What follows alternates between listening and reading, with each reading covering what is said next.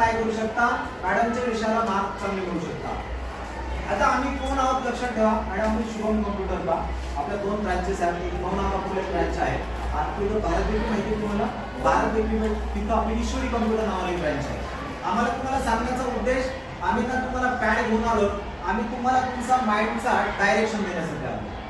आमचा उद्देश एक आहे, आम्ही दिलेले तुम्ही दिलेले 10 मिनिटं किंवा आम्ही दिलेले 10 मिनिटं कमीत कमी 1 किंवा 2 मार्क तुमच्या जीवनात वाढले पाहिजे, तुमच्या प्रत्येक विषयामध्ये वाढले पाहिजे. बरोबर. मी जर तुम्हाला एखादा पेन दिला तर तो पेन कुठपर्यंत असेल, ती इंक आहे तोपर्यंत असं असेल.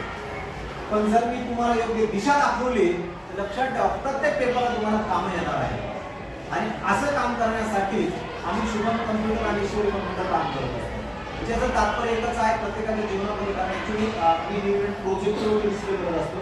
आता तुमचे सगळे बॅचेस डिस्ट्रीब्यूट झालेले आहेत. आणि आताच नाही तर त्याचा उपयोग तुम्हाला पुढच्या जीवनामध्ये सुद्धा वाटणार म्हणजे लाईफ अप्लेबल आहे.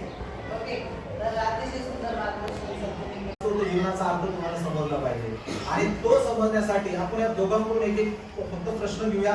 काय सगळे ते सांगू शकतो टॉप येण्या पाठीमागचं, म्हणजे तुझ्या मित्रांना सजेस्ट करू शकतो.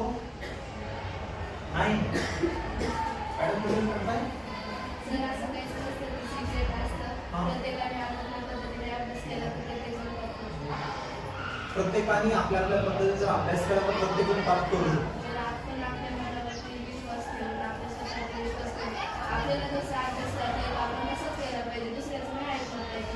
त्याप्रमाणे आपला स्टुडंट, माझा विद्यार्थी हा माझी नसला पाहिजे. बरोबर. एक विद्यार्थी म्हणजे तो ज्ञानवंत असला पाहिजे.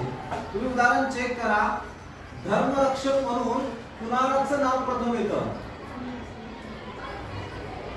कुणाचं येतं धर्मरक्षक म्हणल्यानंतर छत्रपती संभाजी महाराजांचं येतं. बरोबर ना, येतं का नाही? त्यांनी धर्मासाठी आपलं बलिदान दिलं. म्हणजे लक्षात ठेवा, आताही तुम्हाला थोडेच दिवस राहिले, लक्षात ठेवा. 21 तारखेला तुमचा पेपर स्टार्ट होतो. बरोबर ना? तर 21 तारीख म्हणजे आज तुम्हाला 15 ते 20 दिवस राहिलेले आहेत. त्या 15 ते 20 दिवसामध्ये हाच वेळ आहे तुमच्यासाठी. लक्षात ठेवा, किती वर्ष अभ्यास केला महत्व नाही, तुम्ही तो अभ्यास केला कसा याला सगळ्यात जास्त महत्व असतं. तसेच प्रत्येक गोष्टीला जर तुम्ही एकाग्रता जर ठेवली तर यश तुमच्या हातात मिळणार आहे. तसं तू टॉप आहे का युनिट टेस्ट मध्ये?